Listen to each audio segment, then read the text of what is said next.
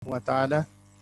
Alhamdulillah, kita bersyukur kepada Allah Azza wa Jalla yang mana di malam hari ini kita diizinkan oleh Allah Subhanahu wa taala untuk bersua, untuk berjumpa, dan ini mungkin bisa dikatakan adalah majelis kita yang perdana ya, ataupun yang pertama ya. Dan insya Allah di malam hari ini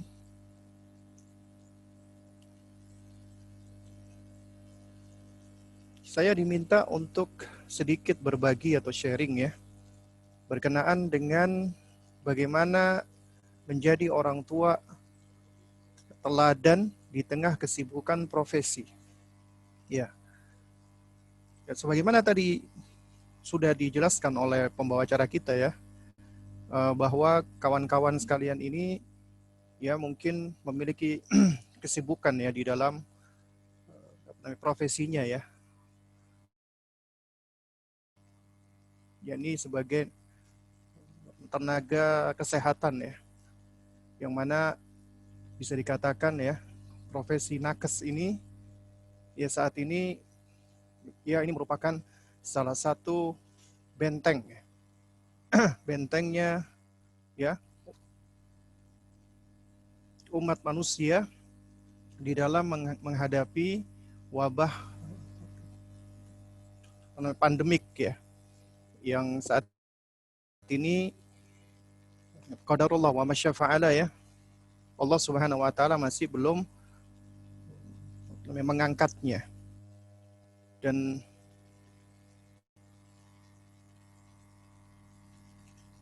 saya pribadi ya itu sangat mengapresiasi dan mengucapkan jazakumullahu khairan wa barakallahu fikum ya. Mudah-mudahan jerih payah antum semua ini dicatat oleh Allah Subhanahu wa taala sebagai bagian dari jihad di jalan Allah Subhanahu wa taala. Baik, jamaah sekalian yang dimuliakan Allah Subhanahu wa taala ya. Meskipun Anda semua ini ya memiliki kesibukan di tengah tanggung jawab dan juga di tengah profesi ya. Di sisi lain ya, bahwasanya Anda semua di sini juga memiliki amanat lain yang tidak kalah pentingnya, bahkan mungkin bisa dikatakan jauh lebih penting lagi. Kenapa? Nanti akan kita bahas di kajian kita di malam hari ini insyaallah. Baik. Jamaah sekalian yang dimuliakan Allah ya, menjadi orang tua teladan di tengah kesibukan profesi ya, ini kajian kita. Namun sebelumnya ya, di kesempatan awal ini ya, kita perlu untuk memahami peran dan tanggung jawab kita sebagai orang tua. Ya, jadi sesibuk-sibuknya antum semua, Anda semua ya dengan berbagai macam pekerjaan dan profesi antum. Namun di sini ada ya peran dan tanggung jawab yang tidak boleh dilalaikan dan diabaikan. Bahkan ini adalah peran utama Anda. Karena manusia ketika Allah Azza wa Jalla ciptakan, ya tujuan mereka diciptakan tidak lain dan tidak bukan adalah untuk menjadi hamba Allah. Lalu kemudian Allah Subhanahu wa taala karuniakan kepada manusia berbagai macam bekal, potensi,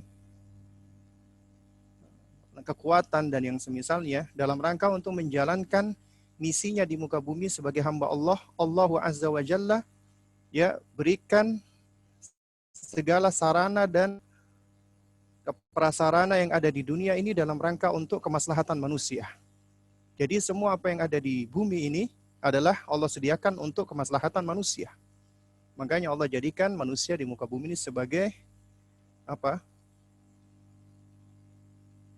Khalifatu fil ard, sebagai khalifah di muka bumi ini. Ya. Baik, jamaah sekalian yang dimuliakan Allah Subhanahu wa taala. Ya. Ketika seorang manusia ya, dia ketika hidup ya mengalami fase-fase atau marhalah, mulai dari anak-anak ya, mulai dari bayi ya usia 0 sampai 2 tahun disebut dengan sibyan, kemudian 2 sampai 7 tahun dia disebut dengan usia kanak-kanak atau tufulah ya. Kalau kita meminjam istilahnya apa namanya? Al-Hafidh Ibnu Hajar Al-Asqalani itu usia gulam. Kemudian setelah usia 7 tahun ya, ini idealnya anak sudah tamyiz ya, sudah mumayyiz. Disebut dengan usia yafi kalau menurut Al-Hafidh Ibnu Hajar Al-Asqalani. Ya, menurut Al-Hafidh Ibnu Hajar ya. Kemudian 7 sampai 10 yafi, 10 sampai balik atau 15 tahun usia hazawar. Nah, kemudian ketika sudah balik maka anak sudah menjadi dewasa. Ya, anak sudah menjadi dewasa. Disebut dengan usia dari 15 sampai dia usia 25 tahun. Usia kumut namanya ya. Jadi ya setelah usia 15 atau balik sampai 40 ya itu usia yang paling produktif. Disebut dengan syabun, usia namanya pemuda. Nah, jamaah sekalian rahimani wa rahimakumullah. Di sini yang ingin saya sampaikan adalah ya, ketika kita berfase-fase, bertahap-tahap, artinya kita melalui tahapan-tahapan tadi, kita nggak lepas dari 2 tahapan umum. Yang pertama, kita sebagai anak-anak, kita di bawah tanggung jawab orang tua kita. Kemudian ketika kita sudah memasuki fase dewasa, maka kita nggak akan lepas dari 2 peran kita yang paling utama. Kita sebagai seorang suami atau istri, dan kita sebagai seorang ayah dan seorang ibu. Ini adalah peran utama manusia. Adapun profesi-profesi lainnya yang bersifat duniawi, itu adalah bersifat sekunder. Dalam rangka untuk apa? Dalam rangka untuk mensupport atau mendukung ya peran utama kita sebagai ayah atau suami ataupun ibu atau istri.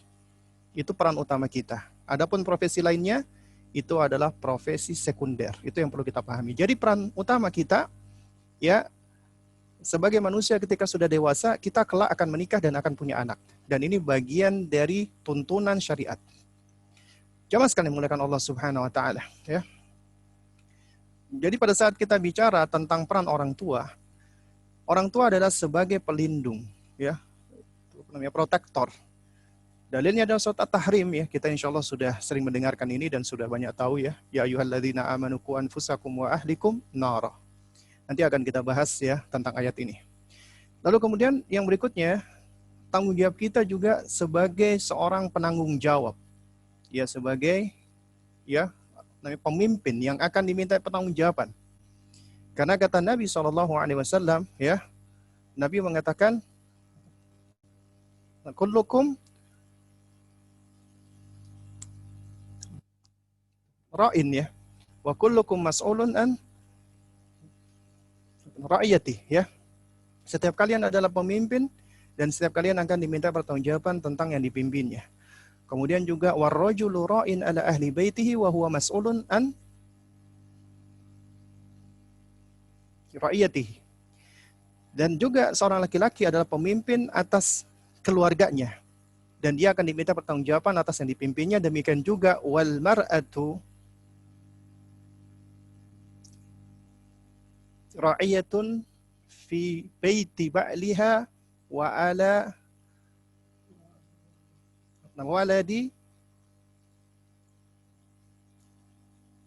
zaujiha wa hiya mas'ulah anha. Dan wanita juga pemimpin atas rumah suaminya dan anak-anak suaminya dan dia akan diminta pertanggungjawaban tentangnya. Kemudian jemaah sekalian, ya, tugas kita sebagai orang tua yang selanjutnya adalah apa? Adalah kita sebagai role model ya. Sebagai teladan ya.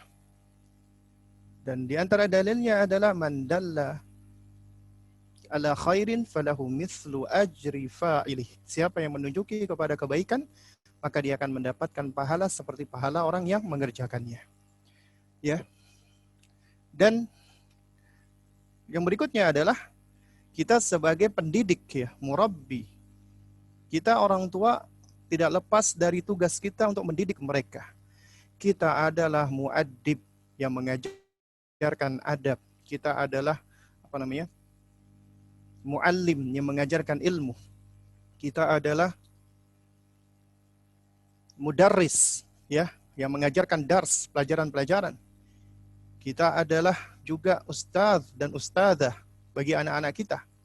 Ya, ini adalah peran dan tugas orang tua yang harus kita pahami ya jemaah sekalian. Baik, jemaah sekalian dimulakan Allah Subhanahu wa taala. Jadi kalau kita perhatikan tadi orang tua, lalu kemudian bagaimana dengan anak ya? Ini dikarenakan slide kita panjang dan waktu kita singkat ya. Jadi insyaallah saya coba agak untuk peringkasnya ya. Jadi yang pertama adalah anak itu adalah sebagai zina atau perhiasan. Ya, di antara dalilnya adalah surat Ali Imran ayat 14 dan juga surat Al-Kahfi ayat 46. Allah Subhanahu wa taala berfirman apa? Zuyyina linnasi hubbus syahawati minan nisa'i wal banin. Ya, itu Allah Subhanahu wa taala mengatakan ya dijadikan indah dalam pandangan manusia ya, yaitu kesenangan terhadap apa-apa yang diinginkan dari wanita dan anak-anak ya. Kemudian juga Allah Subhanahu wa taala jadikan anak sebagai orang tua.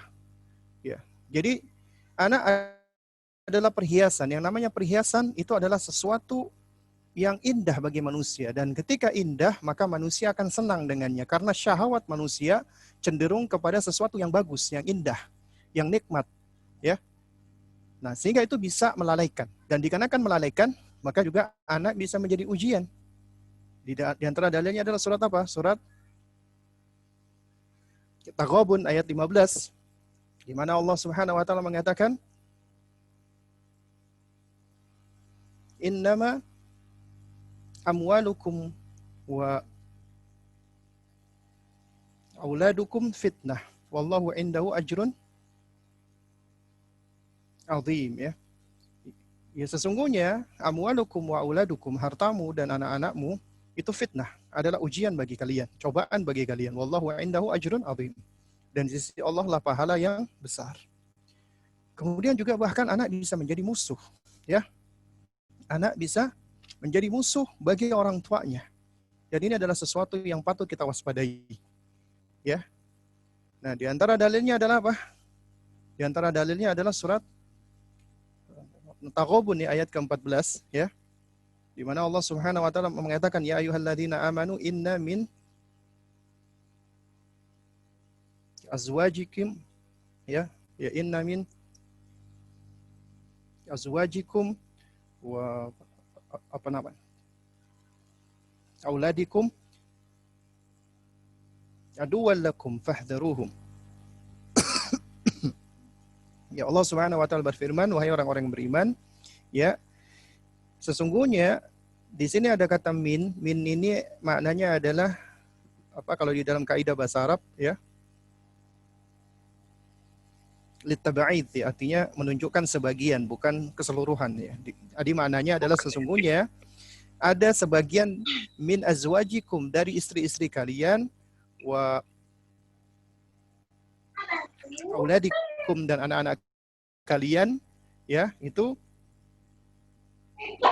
aduwalakum, musuh bagi kalian, maka fahdharuhum, maka berhati-hatilah darinya. Lalu kemudian adalah anak sebagai qurratul ain, sebagai qurratul ayun. Dan dalilnya banyak di sini. Di antaranya adalah kita bisa lihat di surat Ali Imran, doanya Nabi Zakaria yang Allah abadikan, ya Allah berfirman, hunalika da'a Zakaria rabbahu. Di sanalah, yaitu di mihrab di mihrabnya Maryam, Zakaria itu berdoa kepada Rabbnya, kepada Allah Subhanahu wa taala. Beliau mengatakan qala Rabbi habli min ladunka dzurriyyatan thayyibatan innaka sami'ud du'a. Ya. Wahai Rabbku, ya, karuniakanlah aku min ladunka, dari sisimu, dari sisi engkau. Dzurriyyatan thayyibah disebut dengan dzurriyyah thayyibah, keturunan yang baik. Ya, innaka sami'ud du'a, sesungguhnya engkau adalah maha mendengarkan doa. Dan kalau kita perhatikan ya, ketika Allah menyebutkan anak-anak yang baik, yang saleh, qurratul a'yun, ya, atau keturunan yang thayyibah, itu selalu dengan format doa. Ini menunjukkan bahwasanya ya, kesolehan dan baiknya anak itu mutlak berada di tangannya Allah. Karena itu makanya ya, kunci pertama dan utama dan di antara yang paling penting di dalam pengasuhan itu adalah apa? Adalah berdoa kepada Allah. Ya, doa kepada Allah Subhanahu wa taala. Baik. Jamaah sekalian yang dimuliakan Allah, ya. Orang tua adalah sebagai hami, sebagai protektor ya, sebagai penjaga, pemelihara. Dan ini adalah ayat di dalam surat At-Tahrim yang menjadi visi dan misi setiap keluarga muslim. Ya. Kalau kita perhatikan ya, ku anfusakum wa ahlikum. Ya. Allah Subhanahu wa taala memberikan perintah. Dan kalau di dalam kaidah disebutkan bahwasanya ya, al-aslu fil amri, ya, hukum asal di dalam perintah itu menunjukkan wujub, yang menunjukkan kewajiban. Jadi wajib. Ya, wajib.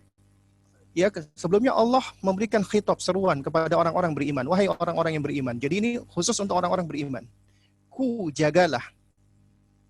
Ya, jagalah. Jadi isi perintahnya Allah adalah jagalah, ya. Jagalah, peliharalah, bentengilah, lindungilah. Siapa? Anfusakum, diri kalian. Itu yang pertama. Jadi ini menunjukkan apa? Menunjukkan bahwasanya ya, awalus shalah islahun li nafsi. Perbaikan pertama adalah perbaikan diri. Jadi apabila Anda ingin menjaga, maka jagalah diri Anda pertama kali terlebih dahulu. Ya. Nah, ini banyak di antara antum semua yang menjadi mungkin perawat atau nakes dan yang semisalnya ya. Antum insya Allah lebih tahu tentang konsep ya, menjaga diri khususnya dari bahaya-bahaya wabah dan penyakit. Ya. Nah, jadi di antara bentuk penjagaan diri adalah ya yang namanya nakes ya, ketika dia akan berhadapan dengan pasien yang mungkin membawa virus yang berbahaya seperti COVID-19, dia harus mempergunakan ya alat perlindungan diri, APD yang komplit lengkap ya, dalam rangka bentuk untuk menjaga dirinya. Karena kalau dirinya nggak dijaga, maka bagaimana dia bisa menjaga yang lainnya? Ya.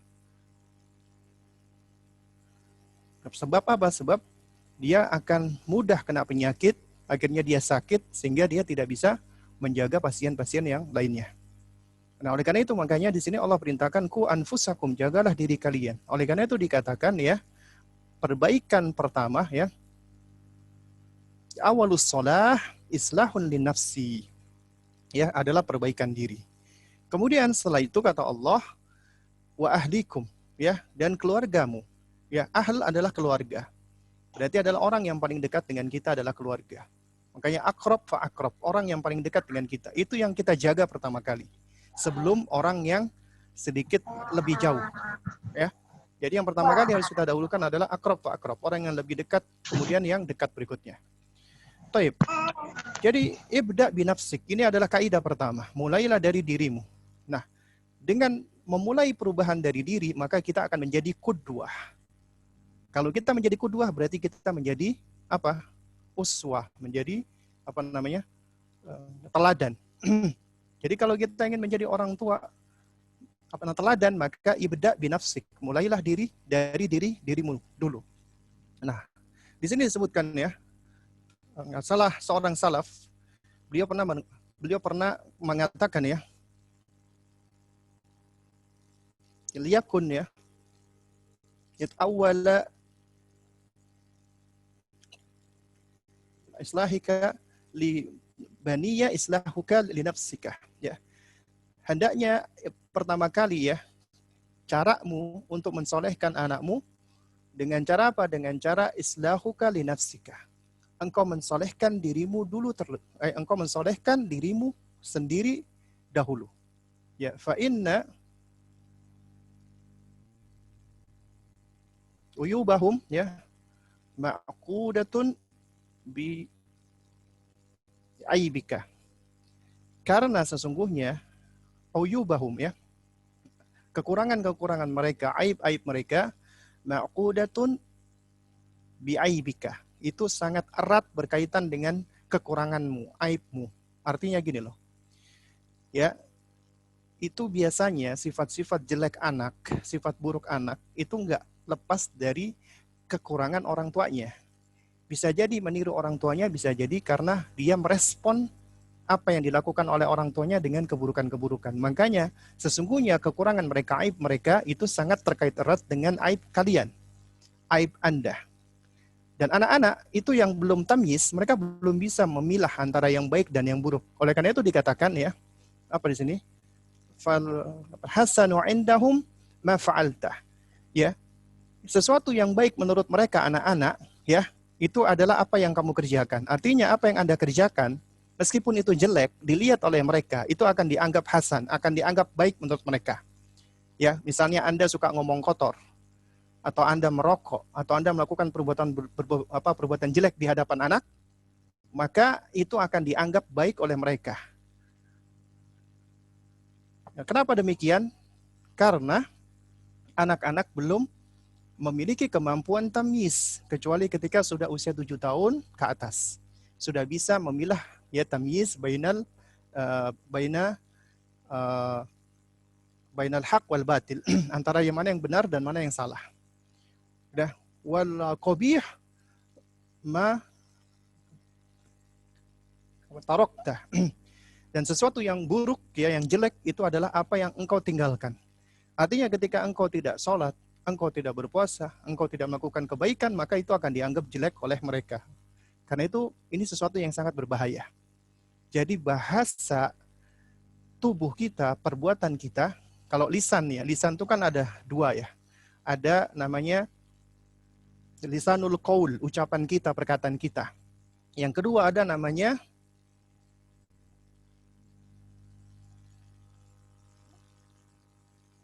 lisanul hal ya. Lisanul hal itu artinya adalah perbuatan kita. Dan lisanul hal ini itu lebih mempengaruhi, lebih berpengaruh daripada lisanul qaul. Baik. Lalu kemudian jamaah sekalian mulakan Allah, tsumma aqrab fa aqrab. Kemudian orang yang terdekat. Nah, ketika Sayyidina Ali radhiyallahu taala anhu menafsirkan ya ku anfusakum wa ahlikum ay adibuhum wa allimuhum al-khairah. Yaitu didiklah mereka, ajarkan mereka adab dan ajarkan mereka ilmu kebaikan. Ya, kemudian Imam Qatadah rahimahullah ketika menafsirkan ayat ini beliau mengatakan apa? Ta'muruhum bi ta'atillah. Perintahkan mereka untuk mentaati Allah Subhanahu wa taala. Wa tanhahum an ma'siyatillah, dan cegah larang mereka dari memaksiati Allah. Wa an taquma alaihim bi amrillah wa ta'muruhum bihi wa tusa'iduhum alaihi fa idza ra'aita lillahi ma'siyah ya zajartahum anha ya. Jadi tegakkan perintah Allah kepada mereka dan perintahkan mereka untuk melaksanakan perintah-perintah Allah. Bantu mereka, support mereka, dukung mereka untuk mengerjakan perintah-perintah Allah. Dan apabila engkau mendapati, melihat mereka bermaksiat, melakukan maksiat atau memaksiati Allah, maka cegahlah mereka darinya. Ya. Tafsir Ibnu Katsir rahimahullahu taala. Baik. Jadi kita perhatikan seruan Allah di sini ya, yaitu dimulai dari aqrab fa aqrab, dan yang paling dekat dengan diri kita tentunya adalah siapa? Diri kita sendiri. Makanya Allah sebutkan ya anfusakum. Nah, oleh karena itu seruan Allah kepada diri kita artinya kita harus memulai perubahan dari diri kita. Dan kita nggak akan bisa memulai perubahan kecuali dengan belajar, karena kita butuh ilmu. Ya. Dan ilmu itu harus dipraktekkan, diamalkan. Dan dengan mengamalkan ilmu, maka akan menjadikan kita sebagai teladan, qudwah. Baru kemudian kita ajarkan, kita dakwahkan. Nggak mungkin kita berdakwah, mengajarkan termasuk kepada anak kalau kita nggak punya ilmunya. Ya.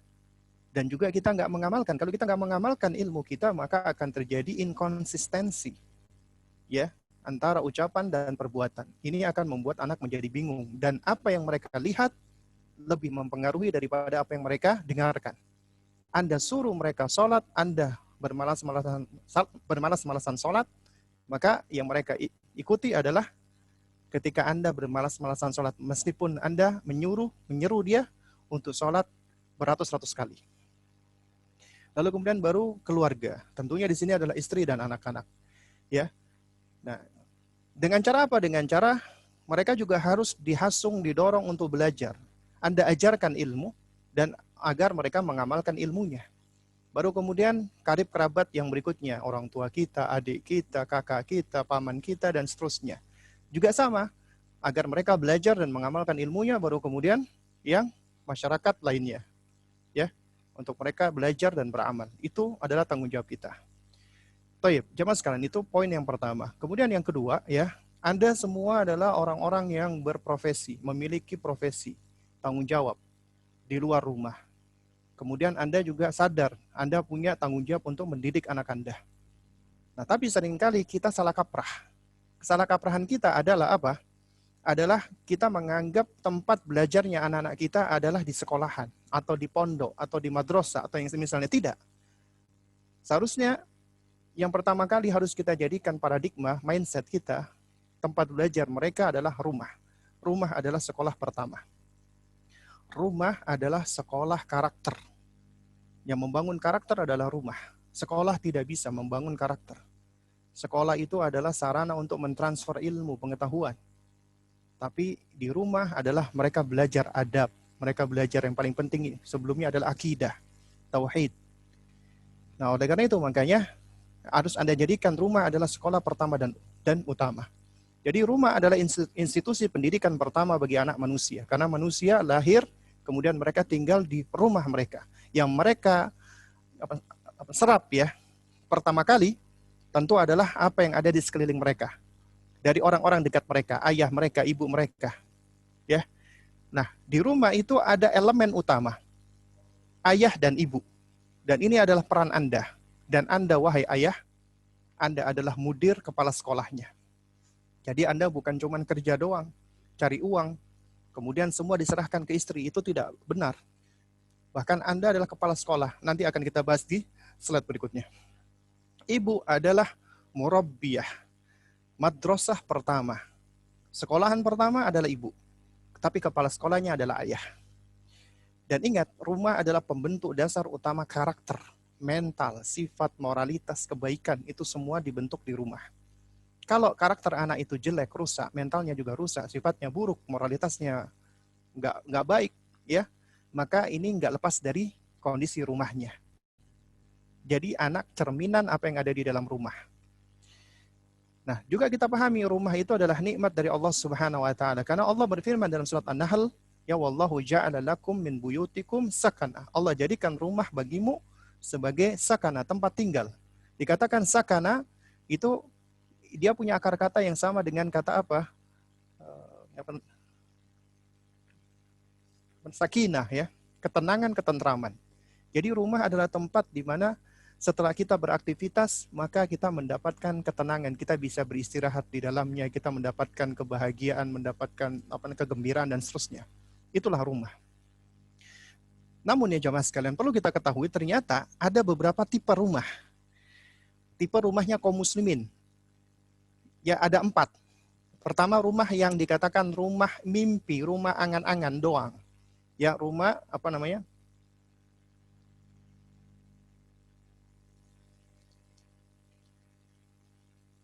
utopis ya, yang cuman angan-angan doang. Yang kedua, rumah yang kaku, yang keras, yang strict, ya, yang otoriter, yang tiran. Kemudian yang ketiga, rumah yang abai, teledor, apatis, nggak mau tahu. Yang keempat, rumah teladan. Rumah teladan adalah rumahnya ayah dan ibu teladan, orang tua teladan. Lalu bagaimana rumah yang dikatakan rumah utopis atau angan-angan, yaitu banyak orang tua pengen anaknya menjadi anak yang soleh. Dan hampir semua orang tua kalau kita tanya, meskipun dia penjahat, meskipun dia, mohon maaf ya, wanita nakal ya, seperti PSK dan yang semisalnya, ketika ditanya ya tentang anaknya, pasti mereka semua menginginkan anaknya menjadi anak yang soleh. Sejahat-jahatnya, seburuk-buruknya mereka pengen menjadi anak yang soleh. Nah, banyak orang tua pengen anaknya jadi anak yang soleh, tapi ternyata dia nggak mau belajar, nggak mau menjadi teladan. Malah metodenya adalah ketika mendidik anak, dititipkan anak ke lembaga pendidikan atau ke orang lain, entah ke pembantunya, entah ke neneknya, entah ke ini atau ke ya. Dan ini adalah potret mayoritas rumah kaum muslimin. Cuman ada angan-angan doang, mimpi doang. Makanya dikatakan rumah utopia ya. Kemudian ada rumah yang tiran, yang otoriter, yang strict. Orang tuanya pengen anaknya menjadi anak soleh. Orang tuanya belajar, Masya Allah. Ya, mendingan. Tapi nggak hikmah. Jadi mereka cenderung pengen cepat, instan. Pengen yang paling mudah. Ya, pengen mengambil jalan singkat. Oleh karena itu, ya, kita lihat metode orang tua yang ingin mengambil jalan singkat, ya, mereka langsung pengen setiap ucapannya didengarkan dan ditaati. Nah, oleh karena itu, akhirnya apa yang dilakukan orang tua seperti ini? Memaksa anak. Kalau nggak dipaksa, dibentak, dimarahi, dihukum. Jadi mendidik anak dengan keras dan kaku. Akhirnya kondisi rumah penuh dengan ketegangan. Anak takut dengan abinya, dengan uminya. Tidak ada komunikasi yang baik. Mungkin anak tanpa nurut, tapi ternyata di dalam diri anak, di dalam jiwa anak itu penuh dengan kecemasan, ketakutan, kemarahan, kejengkelan, dendam, emosi, dan yang semisalnya. Karena tidak diwarnai dengan cinta kasih. Ya. Dan ini adalah sebagian rumah orang-orang yang mereka semangat belajar, tapi biasanya ilmunya minim. Nggak punya hikmah, pengen cepat-cepat atau instan. Ini yang seperti ini. Kemudian ada lagi rumah yang abai, teledor, apatis.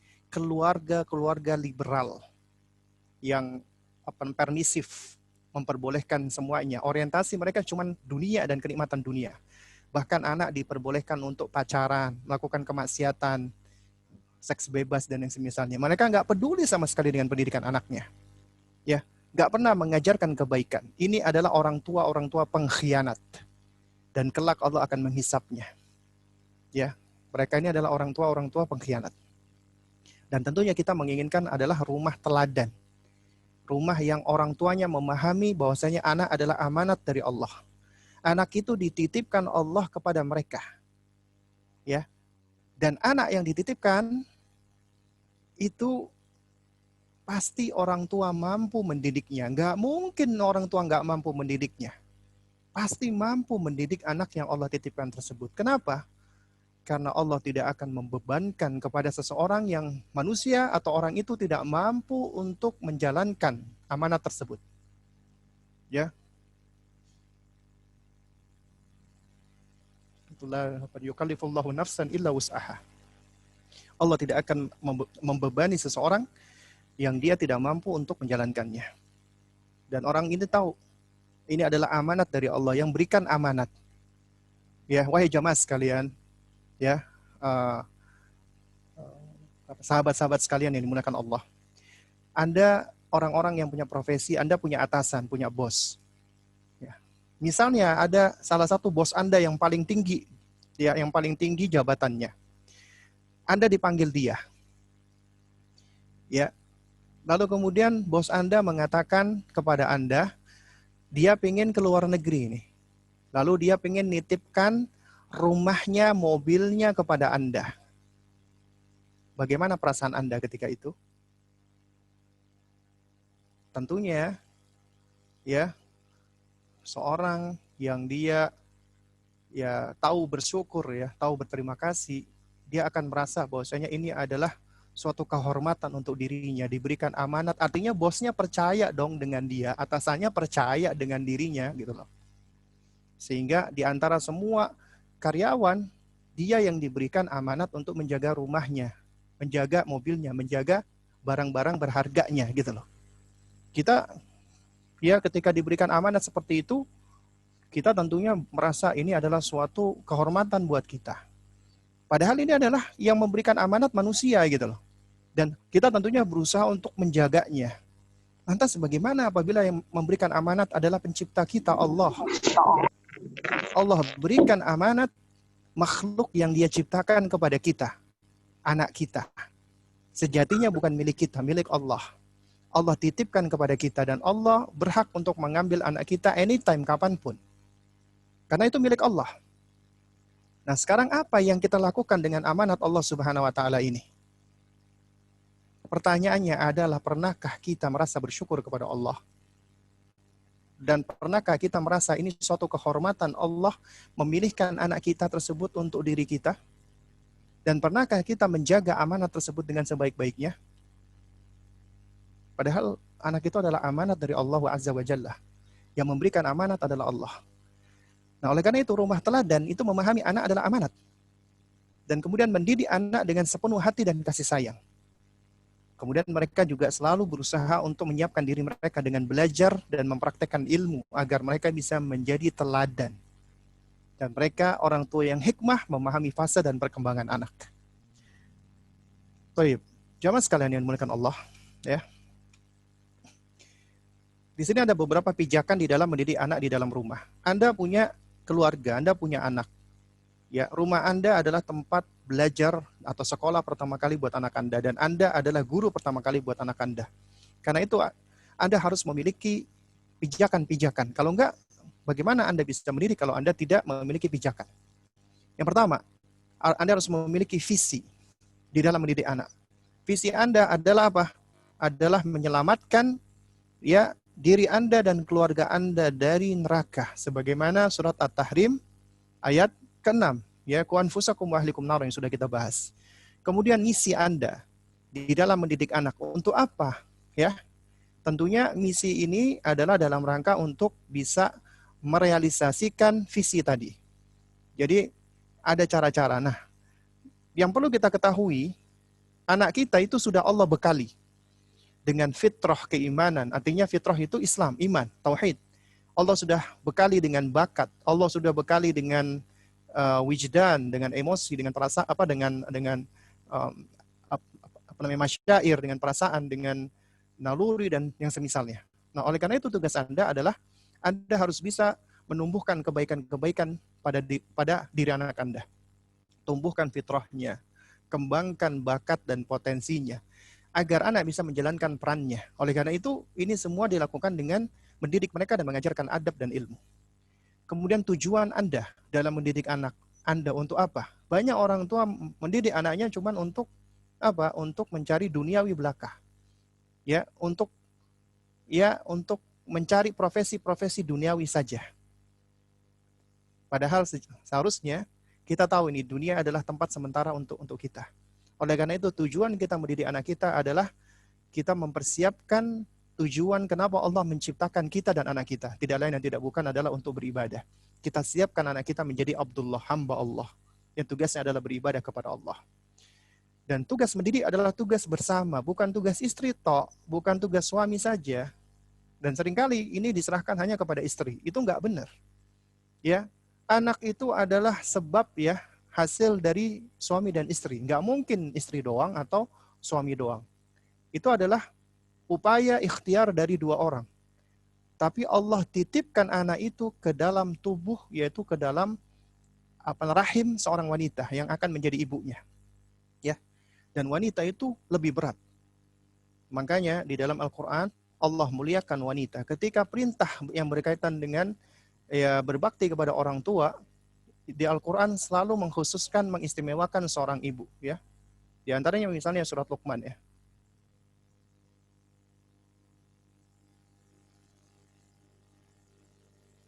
Wa wassaynal insana biwalidayhi hamalathu ummuhu wahnan ala wahnin wa fisaluhu fi amaini. Ya. Dan kami wasiatkan manusia untuk berbakti kepada kedua orang tuanya, kepada ayah dan ibunya. Dua orang disebut. Kemudian Allah khususkan ibu. Ya. Hamalathu ummuhu. Ibunya mengandungnya. Wahnan ala wahnin. Semakin lama semakin berat. Ya, juga di dalam ayat yang lain juga Allah mengatakan, ya, apa namanya? Hamalathu ummuhu kurhan wa wadu'athu kurhan, ya. Ibunya mengandungnya dengan begitu berat dan juga melahirkannya dengan begitu berat, ya. Nah, jadi ketika udah lahir, maka ya seharusnya ayah itu juga hadir di dalam pendidikan. Kemudian juga fahami urgensi anak. Karena anak amanat dari Allah, nikmat dan investasi yang akan terus mengalirkan pahala. Kemudian fahami sebab keberhasilan dan kegagalan. Semua ada sebabnya, berhasil dan kegagalan, meskipun semua di tangan Allah.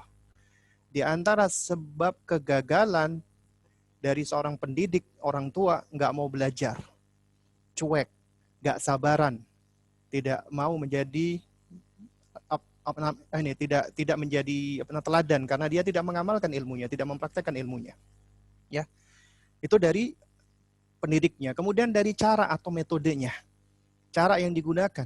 Ya, mungkin orang tuanya belajar, perhatian, tapi caranya keliru, tidak hikmah, tidak sesuai perkembangan anak, terlalu sulit dan yang semisalnya. Ya, ini adalah poin-poin yang perlu kita pahami. Baik.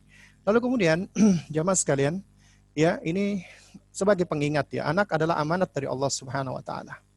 Allah mengamanatkan, dan ingat ya jamaah sekalian, Al-Hafidz Ibnu Qayyim rahimahullahu taala beliau berkata, ya,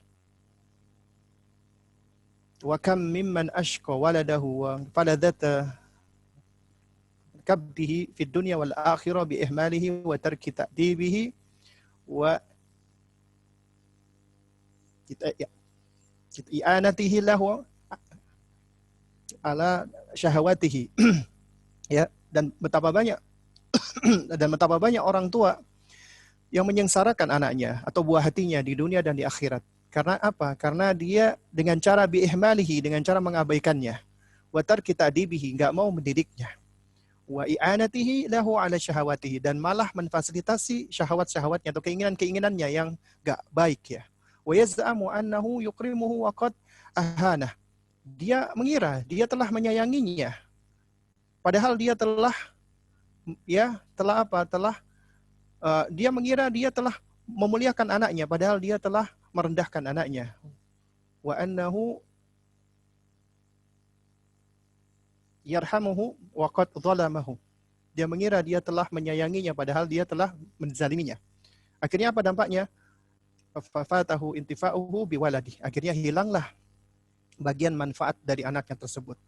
Wa fawwata alaihi haddahu fid dunya wal akhirah, dan hilang pula bagian kebaikan, ya, ya, dari anak itu di dunia dan di akhirat. Wa idza tabartal fasada fil aulad, ya, apabila engkau perhatikan, amati kerusakan yang terjadi pada anak-anak, ya, kebanyakan anak-anak ini rusak, kata Al-Hafidz Ibnu Qayyim, ya, ra'aita 'amatahu min kibalil aba, maka engkau dapati penyebab utamanya adalah karena apa? Karena bapak, karena ayah yang enggan untuk turut serta di dalam pendidikan. Maka perhatikanlah wahai para ayah. Baik. Di sini ada peringatan dari melalaikan anak, itu termasuk perbuatan khianat. Ingat, sebagaimana orang tua punya hak yang wajib ditunaikan oleh sang anak, yaitu anak berbakti, maka anak pun juga punya hak yang wajib ditunaikan oleh orang tuanya, yaitu mendidiknya. Ya. Dan Al-Hafidz Ibnu Qayyim rahimahullah menerangkan bahwasanya nanti pertama kali yang dihisab itu bukan bakti anak kepada orang tua, tapi tentang pendidikan orang tua kepada anaknya. Nah, oleh karena itu juga dikatakan sebagaimana Allah memerintahkan kita untuk berbakti kepada orang tua, maka demikian pula ia perintahkan kita agar berbuat baik kepada anak-anak kita. Ibnu Qayyim berkata bahwa pertama kali yang dihisab oleh Allah adalah haknya anak yang wajib ditunaikan oleh orang tuanya, sebelum hak orang tua yang wajib ditunaikan oleh anaknya, yaitu berupa birrul walidain. Baik, jamaah sekalian, anak adalah amanat ya bagi orang tua. dan Allah akan minta pertanggungjawaban atasnya. Melalaikan amanat, khianat, dan kesalahan nyata serta bentuk sikap cacat di dalam agama. Nah, juga sebaliknya berbuat baik kepada anak dan bersungguh-sungguh mendidik mereka, ini adalah suatu pelaksanaan dari amanat yang Allah berikan. Adapun meremehkan dan melalaikan hak anak merupakan bentuk penipuan dan pengkhianatan. Ingat, Allah Subhanahu wa taala berfirman, ya, innallaha ya'murukum an tu'addul amanat ila ahliha. Sesungguhnya Allah memerintahkan kalian untuk menunaikan amanat kepada yang berhak menerimanya. Kata para ulama di dalam bab tarbiyatul aulad ila ahliha ay ilal abna, yaitu kepada anak-anak. Kita wajib menunaikan amanat yang Allah berikan kepada kita, yaitu tentang anak-anak kita. Allah juga berfirman, ya ayyuhalladzina amanu la takhunullaha wa rasulah. Janganlah kalian mengkhianati Allah dan Rasulnya, wa la takhunu amanatikum wa antum ta'lamun, dan janganlah kalian mengkhianati amanat-amanat yang telah dipercayakan kepada kalian sementara kalian tahu, ya. Apalagi ini yang memberikan amanat adalah Allah Subhanahu wa taala. Rasulullah sallallahu alaihi wasallam pun bersabda, "Ma min 'abdin yastar'ihi Allahu ra'iyatan yamutu yawma yamutu wa huwa qashun li ra'iyatihi illa haramallahu alaihi al-jannah." Tidaklah seorang hamba yang diberi tanggung jawab oleh Allah, kemudian dia meninggal dunia dalam keadaan dia menipu, enggak mau memenuhi amanat dari yang dipimpinnya, dalam hal ini anak-anaknya, melainkan Allah akan haramkan surga baginya. Juga di dalam hadis yang lain Nabi bersabda, kafa bil mar'i ithman an yudayyi'a man yaqut.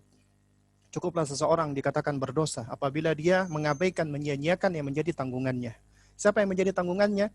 Tentunya anak dan istrinya. Baik. Lalu kemudian kita masuk ke berikutnya. Profesi utama Anda, wahai sahabat, ya, adalah sebagai orang tua. Itu profesi utama Anda. Anda sekarang menjadi nakes, Anda menjadi perawat, Anda menjadi dokter, Anda insinyur, dan ya, itu semua adalah profesi-profesi Anda yang menyokong profesi utama Anda. Profesi utama Anda sejatinya adalah sebagai orang tua, sebagai ayah dan ibu. Itu yang harus Anda jadikan mindset Anda. Artinya, ya, profesi Anda sebagai nakes, sebagai insinyur, sebagai dokter, ya, itu adalah profesi, ya, yang mungkin akan bisa lepas dari Anda. Tapi sebagai orang tua, ya, itu nggak akan bisa lepas dari Anda. Meskipun Anda sudah meninggal dunia, apa yang Anda lakukan akan senantiasa mengalir. Kalau Anda abai, dosa yang akan Anda tunai, yang akan Anda tuai. Tapi kalau itu kebaikan-kebaikan, maka yang Anda dapatkan adalah pahala yang selalu mengalir. Jadi jamaah sekalian, ya, di sini ada peran ayah dan bunda. Oleh karena itu Anda, wahai para ayah, tugas Anda adalah menentukan visi, misi, dan tujuan dari keluarga. Keluarga bagaikan sebuah perahu atau kapal, ya, bahtera. Anda adalah nahkodanya. Anda tentukan destinasi. Anda yang menentukan visi, misi, tujuan tersebut. Anda yang bertanggung jawab. Kalau Anda nggak bisa menentukan visi, misi, dan destinasi, ya, maka kapal ini tidak akan berlabuh. Bahkan kapal ini mungkin akan berputar-putar, lost, tersesat. Dan selain itu Anda juga bertanggung jawab untuk melindungi. Anda sebagai protektor dan pelindung, ya, dan Anda adalah pemimpin dan penanggung jawab.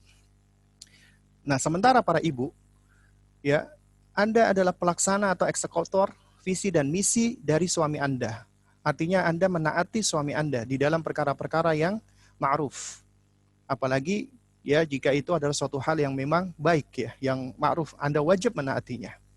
Kalau ibarat, ya, di dalam bahtera, Anda adalah sebagai semacam asisten nahkoda atau muallim. Dan muallim ini yang ngurusin apa?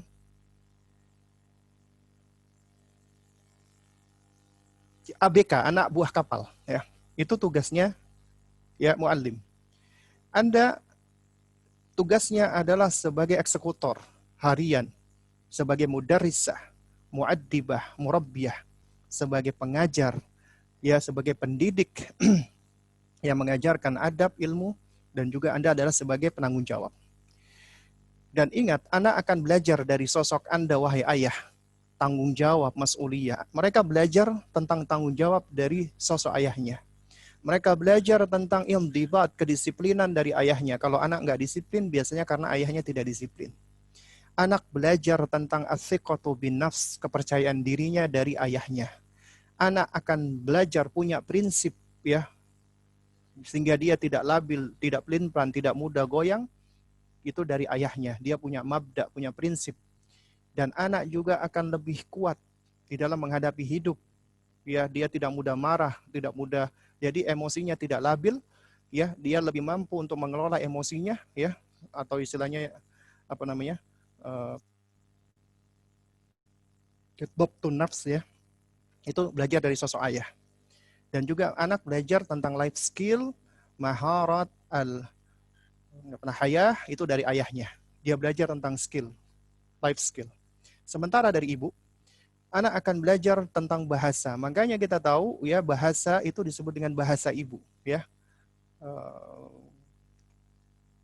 Jadi anak itu belajar ngomong, belajar bahasa, belajar kemampuan berbahasa itu dari ibunya. Juga demikian anak mengambil intelijensi az-zaka dari ibunya.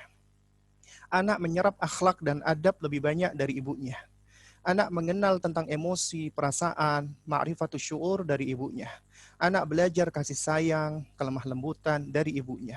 Anak belajar ketabahan, kesabaran dari ibunya. Paling banyak. Anak belajar empati, al-utuf juga dari ibunya. Nah, coba sekarang bayangkan apabila, ya, anak tidak mendapati salah satu dari dua entitas ini. Entah ayahnya atau ibunya nggak ada. Tentunya mereka akan kesulitan. Atau mungkin ayahnya ada tapi nggak pernah hadir. Ibunya ada cuman cuek. Apa kira-kira yang akan diambil? Jadi jangan heran apabila anak-anak itu ketika ayahnya dan ibunya tidak hadir, maka mereka akan menjadi anak yang bingung. Nggak tahu bertanggung jawab, nggak punya kedisiplinan, nggak percaya diri, nggak punya prinsip, emosinya labil, kemudian kasar karena nggak pernah belajar kasih sayang, kemudian bahasanya kacau, kemudian juga dari kecerdasannya juga ya seperti itu, ya pokoknya intinya itu yang akan pernah terjadi. Toib. Oleh karena itu jamaah sekalian, ya, ini kita sudah masuk ke bagian ini, ya, bagian slide yang akhir, ya. Jadi insya Allah kita masih ada waktu untuk bertanya jawab nanti, ya. Ya, bagaimana karakter orang tua teladan, ya. Nah, ini berikut saya coba ringkaskan, ya. Ada 7, ya. Sebenarnya banyak, ya, cuman di sini cuman untuk mempermudah saja, ya. Saya ambil dari kata teladan. Yang pertama, tentunya Anda wahai orang tua, pertama kali yang harus Anda jadikan sebagai prinsip dan yang engkau ajarkan adalah tauhid. Tauhid adalah yang engkau ajarkan pertama kali dan utama. Ini adalah metodenya Luqman alaihissalam di dalam mendidik anaknya. Metodenya semua nabi dan rasul. Tauhid. Ya, karena tujuan Anda mendidik anak Anda adalah dalam rangka untuk apa? Untuk menjaga tauhidnya agar mereka bisa menjadi hamba Allah yang sebenarnya, yang sejati. Tauhid. Jangan sampai tinggalkan tauhid. Ya. Kemudian yang kedua, Anda harus berempati dan memahami kebutuhannya. Betapa banyak orang tua, ya, mereka itu bersikap egois terhadap anaknya. Ya, bersikap lebih mendahulukan egonya. Nggak mau memahami anaknya. Ya, tapi dia pengen dipahami. Pengen dituruti ucapannya, tapi nggak pernah menempatkan dirinya bagaimana kalau dia menjadi anaknya. Dan dia berusaha, dan dia tidak berusaha untuk mengenal fase-fase perkembangan anaknya. Dia menganggap anaknya yang kecil itu harus sudah bisa ngerti sama seperti orang dewasa. Gak punya empati. Gak ngerti kebutuhan anak. Ya, akhirnya apa? Akhirnya miss di situ. Ya, jadi adanya gap komunikasi. Anaknya suka ngelawan, ngeyelan, orang tuanya juga marah-marah, dan akhirnya, ya, ketika orang tua mengucapkan sesuatu, ya, yang nggak dipahami oleh anak merespon dengan buruk, orang tua merespon dengan buruk lagi, keburukan itulah yang akan diserap oleh anak. Kemudian nggak kalah penting adalah luangkan waktumu wahai orang tua, terutama ayah. Luangkan waktu untuk sang anak. Jangan mencari waktu luang. Anda jangan mencari waktu luang untuk membersamai anak, tapi luangkan waktu untuk membersamai dia. Karena pemberian yang paling baik untuk anak Anda adalah kehadiran Anda. Bukan uang, bukan es krim, bukan makanan, bukan boneka, bukan mainan, bukan. Tapi hadirnya Anda. Kemudian jadilah orang yang akrab dan bersahabat dengannya. Ya, jadilah orang tua yang asik. Jadilah orang tua yang tidak suka cuman sekedar nyuruh-nyuruh doang, merintah-merintah doang, pengen menang sendiri. Namanya orang tua itu gitu. Kebanyakan dia pengen menang sendiri. Anaknya pokoknya harus nurut.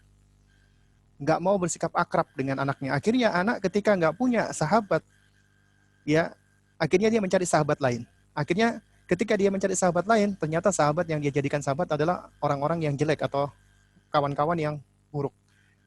Akhirnya orang tuanya lagi yang kelabakan. Seharusnya orang tua itu menjadi sahabat yang paling dekat dengan anaknya, akrab dan bersahabat dengannya. Kemudian jangan lupa selalu doakan anak dengan kebaikan, ya. Doakan selalu dia di sholat kita, setelah sholat kita, di waktu-waktu mustajabah, ataupun ketika langsung kita ucapkan barakallahu fiik, jazakallah khair, atau kita doakan mudah-mudahan nak kamu jadi anak yang soleh, mudah-mudahan nak kamu jadi anak yang Hafsa, jangan berbakti main kepada umi pintu, dan abi. Hafsa.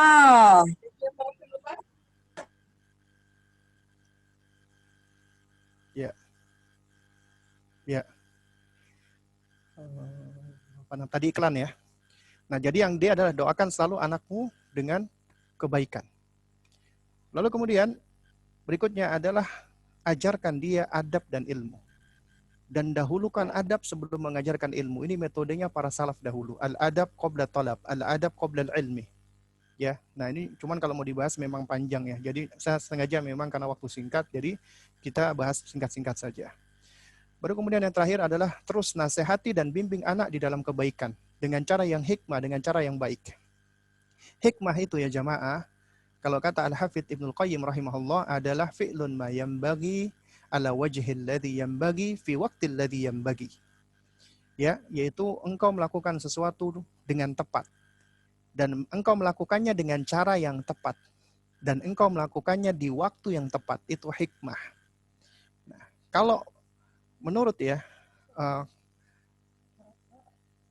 ulama yang lain lagi, yang dimaksud dengan hikmah itu adalah ya anta ta'rifu, ya Anda tahu tentang madza taqul, apa yang akan engkau ucapkan, lima taqul, kenapa engkau mengucapkan, bima taqul, dengan apa engkau akan mengucapkan, dengan cara apa engkau akan mengucapkan, wa mata taqul, kapan engkau mengucapkan, wa ma'aman taqul, dengan siapa engkau mengucapkan perkataan tersebut. Itu hikmah. Juga termasuk hikmah adalah Anda orang tua harus ngerti tentang fase-fase perkembangan anak Anda. Tentunya ngomong dengan anak usia 2 tahun, dengan 5 tahun, dengan 8 tahun, dengan 12 tahun, dengan 17 tahun, itu beda. Ya, nggak bisa disamakan. Kebutuhan mereka beda, ya hajat mereka beda, jadi beda. Oleh karena itu makanya ya kita pun juga harus memperlakukan mereka dengan cara yang berbeda. Jadi jamaah sekalian muliakan Allah, ingat ya, ini di sini sedikit quote-quote saja ya, yaitu apa? Ashir waladak bi ahsani akhlaqika fa inna as-sawaba fihim yasir, ya. Fa inna thawa'a fihim yasir, ya. Ashir waladak, pergauli anakmu, ya, bi ahsani akhlaqika, dengan akhlak baikmu, dengan perangai baikmu, ya.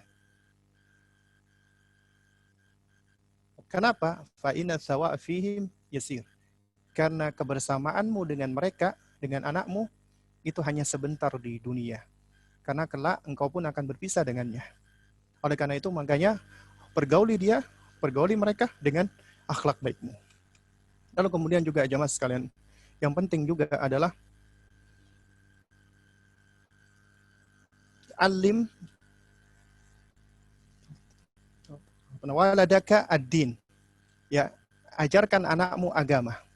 Wad-dinu sayu'allimuhu kulla syai'in. Kelak agama akan mengajarkan anakmu segala hal. Jadi yang pertama kali ya yang Anda harus pahami adalah ajarkan anak Anda agama. Bukan matematika, bukan fisika, bukan kimia, bukan biologi, bukan. Ajarkan pertama kali adalah agama. Karena kelak nanti agama akan mengajari dia segala hal. Ya. Terus kemudian ini yang terakhir dari quote kita pada malam hari ini, ya.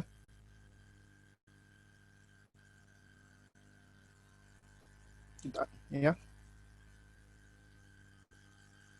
Afdhalul hadiyah fi auladika hiya huduruka. Ya. Hadiah yang paling afdal, yang paling utama, yang paling baik fi auladika kepada anak-anakmu hiya huduruka adalah kehadiranmu. The best present for your kids is your presence. Ya. Jadi hadiah yang paling baik untuk anak-anakmu adalah ketika engkau hadir bersama mereka, bukan hadiah berupa mainan dan yang semisalnya. Ya Allah taala alam shawab, mudah-mudahan yang sedikit ini bisa memberikan manfaat ya bagi teman-teman yang ingin slide-nya nanti bisa minta ke teman-teman panitia. Baik, mungkin ada sedikit waktu untuk bertanya jawab jika memang ada pertanyaan. Kalau nggak ada pertanyaan, alhamdulillah. Kalau ada pertanyaan, ya saya akan coba jawab meskipun tidak semua pertanyaan bisa saya jawab. Ya Allah alam shawab. Jazakumullah khair Ustaz. Insyaallah alhamdulillah ilmu yang sangat bermanfaat bagi kita. Semoga bisa menjadikan kita semangat sebagai seorang orang tua, menjadi orang tua teladan di tengah kesibukan profesi kita. Nah, Ustaz, dari kolom chat insya Allah sudah ada 4 pertanyaan. Sudah ada 4 pertanyaan, Masya Allah. Anda bacakan pertanyaan pertama dari Aulia.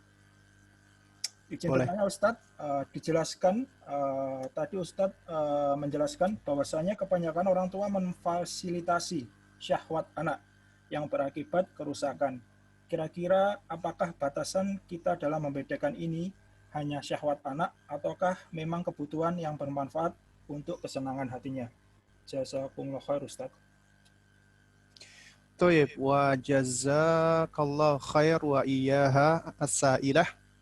Ya, jadi tadi memang diucapkan oleh Al-Hafidz Ibnu Qayyim rahimahullahu taala, yakni ya orang tua yang abai tapi malah i'anatuhu ala syahwati, ya, yaitu menolong anaknya untuk hal-hal yang bersifat syahwatnya. Contohnya misalnya begini. Anda punya anak Anda ini senang main game. Ya. Tapi dia nggak mungkin dong senang main game kecuali Anda fasilitasi. Anda kasih dia gadget. Setelah Anda kasih dia gadget, habis itu Anda biarkan. Dan kebanyakan orang tua coba perhatikan, kenapa anak dikasih gadget dari semenjak kecil? Supaya nggak ngerepotin kita orang tua. Ya, anak-anak misalnya, ayo Umi main, ayo Abi main, entar dulu, Abi sama Umi lagi repot. Anaknya sedih nih. Dia pengen main nih anak, namanya anak dia tetap keinginannya ingin dipenuhi. Akhirnya yang dilakukan oleh orang tua apa? Dikasih handphone, smartphone nih. Tapi nggak dibersamai, nggak diajarkan bersepakat, nggak diajarkan batasan. Akhirnya anak ini memakai handphone, kemudian orang tuanya merasa udah tenang, damai, anaknya sudah sibuk, tapi ternyata itu malah membahayakan sang anak. Itu yang dimaksud dengan memfasilitasi anak di dalam syahwat, tapi malah mendatangkan ya keburukan. Ya. Juga sama misalnya anak ya. Itu misalnya dia itu suka makan es krim. Ya kita belikan anak es krim boleh-boleh aja, tapi dia setiap hari pengen es krim. Kalau nggak dikasih es krim nangis-nangis. Marah-marah. Dan orang tuanya nggak suka dengar anaknya nangis-nangis. Setiap hari diberikan es krim. Akhirnya kita tahu dong apa dampaknya. Sesuatu yang seperti es krim diberikan setiap hari terus tanpa dikontrol, ya kita tahu akhirnya menimbulkan madarat buat sang anak, ya kan? Nah, ini diantara contoh-contohnya. Dan contoh lainnya masih banyak. Wallahu a'lam bishawab.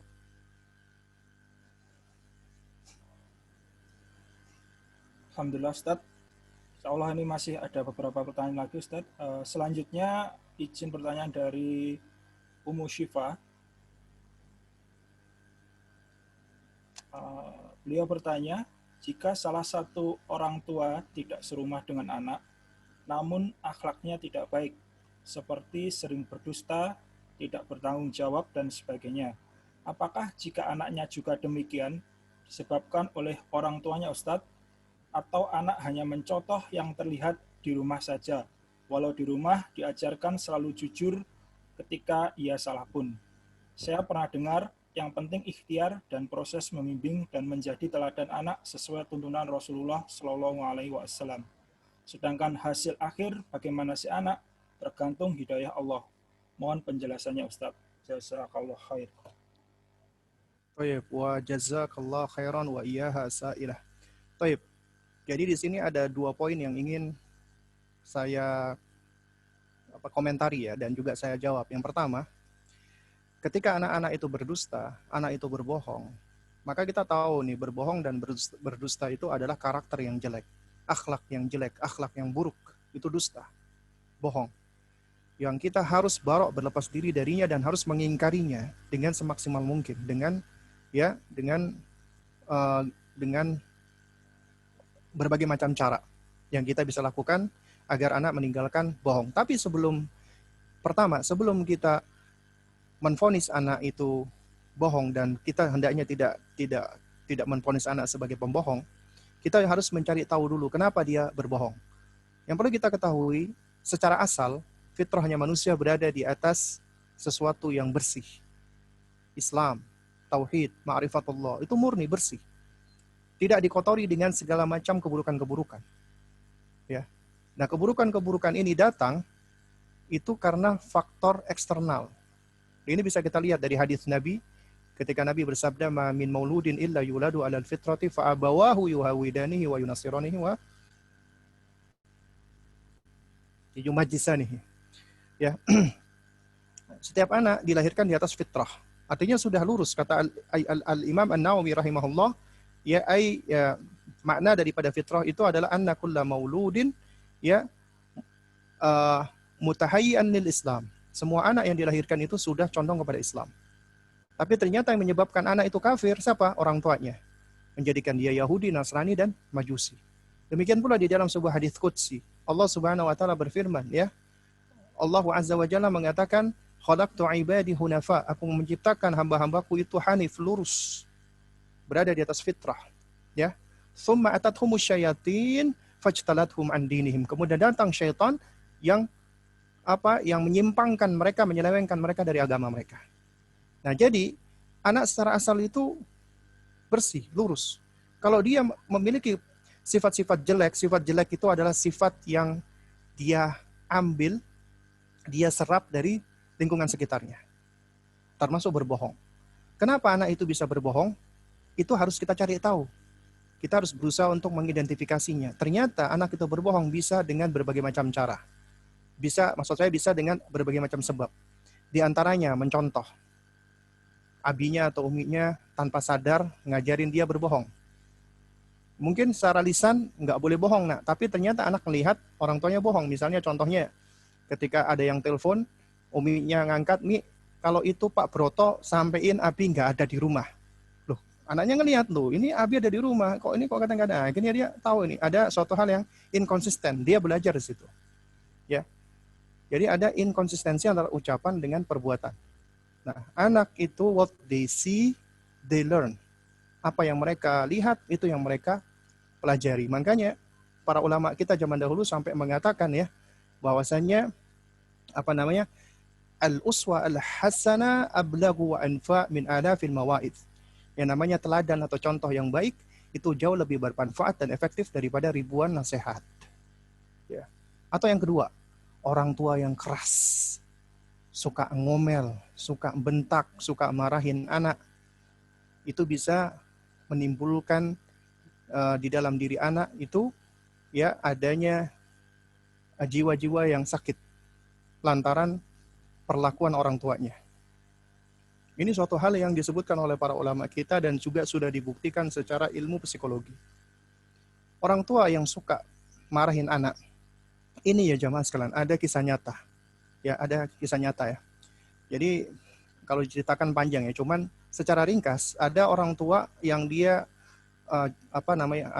ayah dan ibunya itu dia sempat minta nasihat ke saya tentang anaknya yang suka bohong. Ya sudah, akhirnya ketika itu di sekolahan saya minta untuk ditemukan sama anaknya yang sudah SD kelas 3 kalau nggak salah, terus saya ajak ngobrol. Kemudian setelah itu ya akhirnya ketika saya tanya siapa di rumah yang paling keras, ibunya. Nah, dan itu memang suatu hal yang mungkin memang sudah menjadi bawaan ya. Maksudnya bukan bawaan, tapi karena dia sudah dididik oleh orang tuanya keras. Ya, kalau istilah orang-orang sekarang menjadi inner child gitu ya. Terus kemudian adiknya banyak. Nah, dia pernah cerita ya, waktu saya tanya kapan pertama kali ibu marah sama kamu dan kamu ketika itu berbohong. Anak ini ingat. Dia bilang ketika itu dia nggak sengaja menumpahkan susu adiknya. Dia yang menumpahkan. Nah, tiba-tiba ibunya keluar dari kamar, marah-marah. Siapa numpahin susu? Anak itu punya self defense loh. Dia punya insting naluri untuk mempertahankan diri. Ya, ketika dia terancam, maka dia akan muncul nih self defense-nya. Mekanisme self defense. Karena dia merasa takut, kaget sama ibunya, akhirnya mereka punya kucing. Dia nggak ngomong, dia cuma menunjuk kucing. Oh, ketika tahu kucing yang menumpahkan, ibunya nggak jadi marah. Dia belajar pertama kali, ternyata aku kalau bohong menyelamatkan diriku. Kebohongan pertama kali dia pelajari. Akhirnya setelah itu dia berbohong lagi berikutnya. Ya intinya ya jamaah sekalian, kebohongan itu pada anak-anak terjadi itu karena banyak faktor. Ya diantaranya orang tua yang terlalu keras. Ya orang tua yang suka melabel, suka mengcompare anaknya dan seterusnya. Oleh karena itu orang tua harus harus muhasabah, introspeksi diri. Itu kuncinya pertama kali. Anda ingin memperbaiki harus introspeksi. Cari tahu penyebabnya, perbaiki. Ya. Nah, itu yang harus kita lakukan. Kemudian poin yang kedua, dikatakan bahwasanya tugas kita orang tua hanya berikhtiar. Kemudian selebihnya kita serahkan kepada Allah. Itu benar. 100% benar. Kita cuma bisa berusaha. Tapi yang perlu digarisbawahi adalah jangan sampai ya ini hanya menjadi lip service. Artinya begini loh. Kita mengucapkan kalimat seperti ini dalam rangka untuk membela diri. Yang penting saya sudah berusaha, ya udahlah selebihnya serahkan kepada Allah. Tapi Allah tahu loh, Allah Maha tahu sejauh mana usaha kita. Dan sejauh mana kita belajar, menuntut ilmu, berusaha memperbaiki diri. Allah tahu. Allah Maha mengetahui. Nah, oleh karena itu, jika dia sudah berusaha, sudah berikhtiar dengan semampunya, Allah Maha tahu, maka selebihnya serahkan kepada Allah Subhanahu wa taala. Tapi tetap anak-anak yang masih berada di bawah tanggungannya, selama anak itu belum balik, maka dia harus tetap meluruskan anak tersebut. Nggak boleh dibiarkan. Nggak boleh beralasan, ya sudah, ini adalah ini hasil. Ini bukan hasil. Hasil itu adalah ketika Anda sudah berusaha semaksimal mungkin, ya sampai dia balik. Kemudian ketika balik dia masih suka berbohong, Anda nasihati, tetap dia masih suka berbohong, maka itu Anda sudah bara'atu dzimmah. Tapi selama dia masih anak Anda, masih berada di bawah tanggung jawab Anda wajib tetap terus menasihati dia, mengajarkan akhlak yang mulia untuk meninggalkan dusta. Wallahu a'lam bishawab.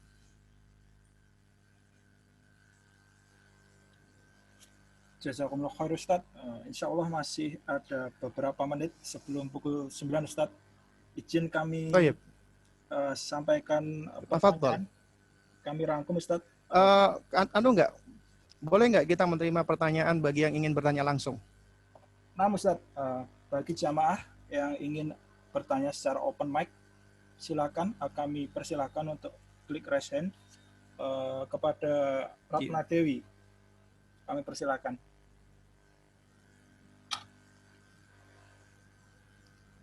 Silakan Ratna Dewi.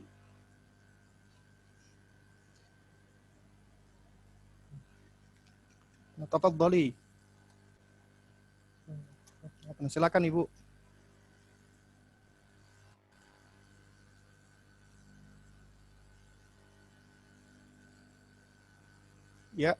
Suaranya belum keluar ini, Bu.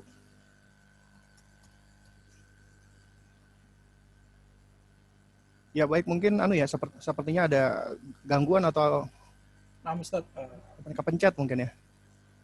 Baik, mungkin kalau begitu kita bisa berikan kesempatan ke Ibu Meitapuri ya. Ya. nah,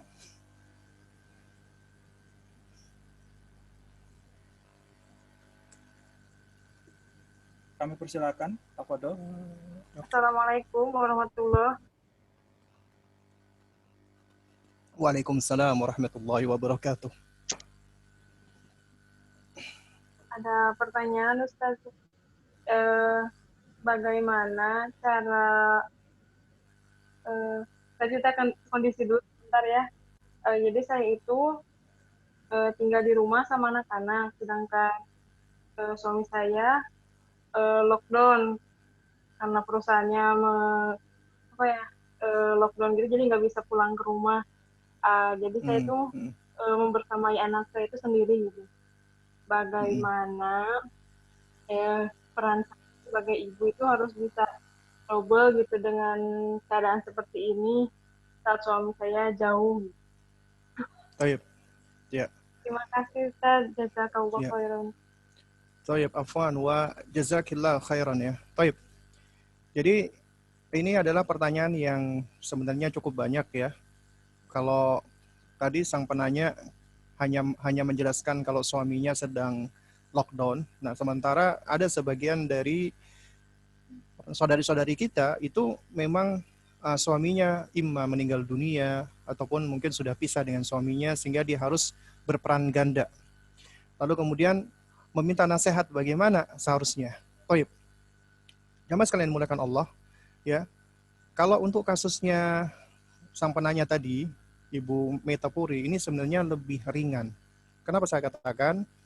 Karena insya Allah kalau sudah tidak lockdown, ya kan kemungkinan untuk bertemu suami kan masih besar. Nah, jadi mungkin ketika kondisi lockdown ini, ya, memang sang anak atau anak-anak mungkin memang butuh sosok ayah. Ya, lantas bagaimana caranya? Ini juga sama dengan sebagian keluarga yang suaminya harus kerja di luar kota atau di luar negeri. Nah, itu diantara solusinya adalah alhamdulillah Allah Subhanahu wa taala sekarang ini banyak memberikan kita kemudahan. Di antaranya dengan adanya teknologi. Seperti sekarang misalnya contohnya, ya, kita dalam kondisi yang kita tahu ya, pandemik saat ini itu ya masih belum usai.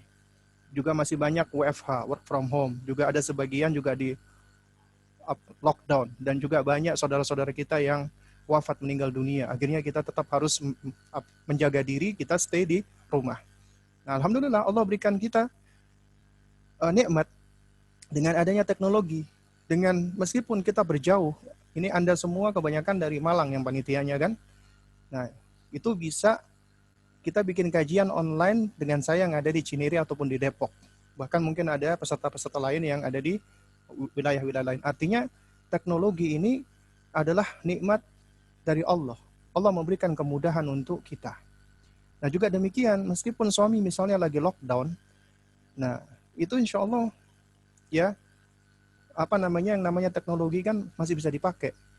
Bisa lah dalam sehari misalnya video call dengan anak-anak, menanyakan kabar anak, ngobrol sama anak, ya dan seterusnya. Ini hal-hal yang bisa dilakukan oleh sang suami agar tetap suami itu hadir. Bapak itu hadir di dalam pendidikan. Kecuali suaminya kerja di hutan yang gak ada sinyal, nah ini memang muskilah. Kalau seperti ini ya memang harus diajarkan bersabar ke anak-anaknya. Ya. Dan insya Allah absennya sang suami atau sang bapak tadi, kalau itu memang tidak dalam waktu yang lama, yang panjang, ya mudah-mudahan sih tidak akan banyak mempengaruhi anak. Asalkan suami berusaha terus bisa hadir semaksimal mungkin, ya entah dengan teknologi atau yang semisalnya. Lantas bagaimana dengan wanita yang suaminya sudah meninggal dunia atau yang sudah berpisah? Ya, untuk wanita yang seperti ini, ya, maka ya dari saya pribadi, nasihat saya, jika dia masih mampu untuk menikah lagi, mencarikan ayah yang baik untuk anaknya, tentu ini solusi yang paling baik. Ya, solusi yang paling baik. Tapi kalau memang misalnya belum ada kelapangan untuk menikah lagi, maka hadirkan laki-laki lain yang halal. Maksudnya bukan laki-laki yang bukan mahram ya, yang halal. Kakeknya, pamannya, atau adiknya istri, atau intinya ya mahramnya sang ibu tadi yang dia baik, punya akidah yang baik, akhlak yang baik, yang intinya bisa mengajarkan ya sifat-sifat seorang laki-laki dalam hal tanggung jawab, dalam hal apa namanya kepercayaan diri dan yang semisalnya. Lalu kemudian kalau misalnya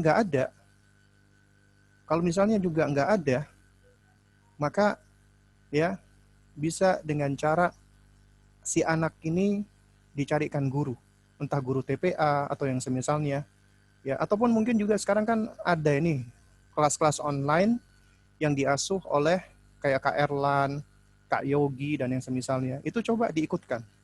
Meskipun hanya sedikit, tapi insya Allah mudah-mudahan itu bisa memberikan pengaruh. Karena kaidahnya ya, sesuatu yang tidak bisa diraih seluruhnya, maka tidak ditinggalkan sebagiannya. Artinya kalau kita nggak bisa menghadirkan laki-laki utuh ya, maka jangan ditinggalkan ya. Misalnya ada cara-cara untuk bisa menghadirkan laki-laki soleh. Ya wallahu a'lam bishawab. Ya mungkin ini yang bisa saya jawab. Dan meskipun mungkin jawaban-jawaban yang saya sampaikan la yusminu ya, tidak menyebabkan kenyang dan juga tidak menghilangkan dahaga ya.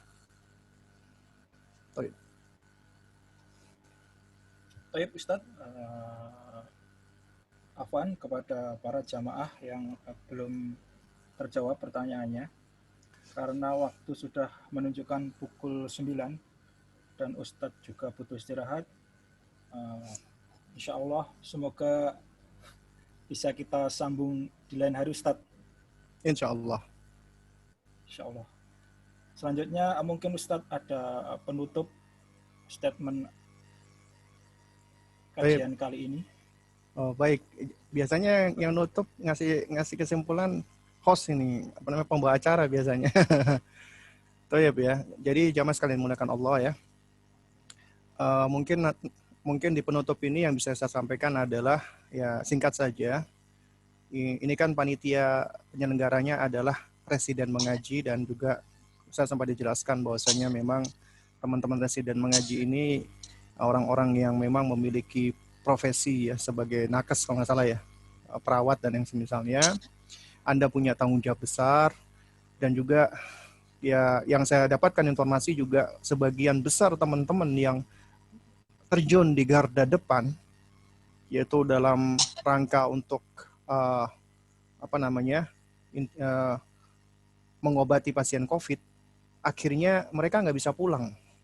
Karena kalau mereka pulang, mereka bisa membahayakan ya untuk keluarganya. Akhirnya mereka ya harus stay di mana di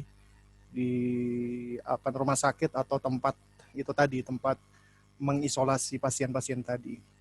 Nah, jadi yang mungkin bisa saya sampaikan di sini adalah ya, bagi kawan-kawan yang berada di garda depan, ya mudah-mudahan Allah Subhanahu wa taala memudahkan urusan antum semua. Allah Azza wa Jalla ganjar antum dengan pahala yang berlimpah, dan juga Allah Subhanahu wa taala jadikan ya pahala antum adalah pahala jihad di jalan Allah.